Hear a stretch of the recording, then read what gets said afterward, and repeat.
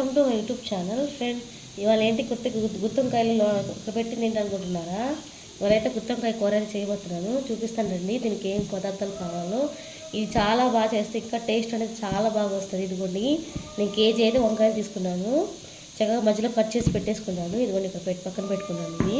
ఇది పెట్టుకున్న తర్వాత ఇదిగోండి 2 టమాటాలు కట్ చేసుకోవాలి, పెద్ద సైజు టమాటాలు. ఆ తర్వాత ఆనియన్స్ కట్ చేసుకోవాలి, 3 ఆనియన్స్ కట్ చేసుకున్నాను, 3 పచ్చిమిరపకాయలు. ఆ తర్వాత ఇదిగోండి దానికి కావాల్సినవన్నీ ఇవన్నీ ఏపాలు పెట్టేసుకున్నాను. ఇదిగోండి ఇదైతే ఎండు కొబ్బరి, పచ్చి కొబ్బరి ఉంటుంది, అదైతే తురుపు పెట్టేసుకున్నాను. తర్వాత ఏమో ధనియాల పొడి, సాల్ట్, కారం, అల్లం వెల్లుల్లి పేస్టు, కరివేపాకు, చింతపండు, మీడియం సైజ్ చింతపండు తీసుకోండి. ఆ తర్వాత ఇదిగోండి ఎండుమిరపకాయలు ఒక 2 ఏపీ పెట్టేసుకోండి. ఆ తర్వాత ఇదిగోండి తర్వాత ఏమో కషకషాలు, జీరా అవి పెట్టేసుకున్న తర్వాత ఏమో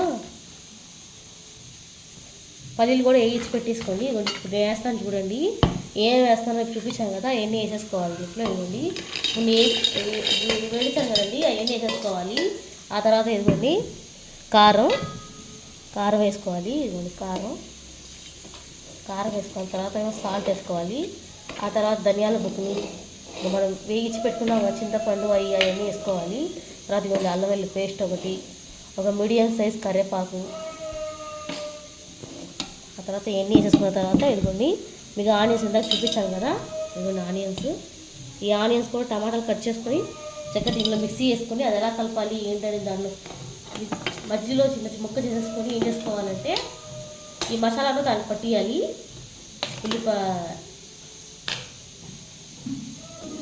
ఈ మసాలా మొత్తం మిక్సీ పట్టేసుకొని ఒక ½ అన్ అవర్లో చక్కగా ఉప్పు నీళ్ళలో నానబెట్టుకోవాలి. వంకాయలు నానబెట్టేసుకున్న తర్వాత ఏం చేసుకోవాలంటే ఈ పేస్ట్ అంతా కొత్తిమీర వేసేసుకొని మిక్సీ పట్టేసుకోవాలి మెత్తగా. అయిన తర్వాత నూనెలో వేసేసుకొని చూపిస్తాను, అది కూడా ఫస్టే చెప్పేస్తే మనకు థ్రిల్లే ఉంటుంది. ఆ తర్వాత నెక్స్ట్ వీడియో చూడండి. వీడియో నచ్చితే లైక్ సబ్స్క్రైబ్ చూడండి.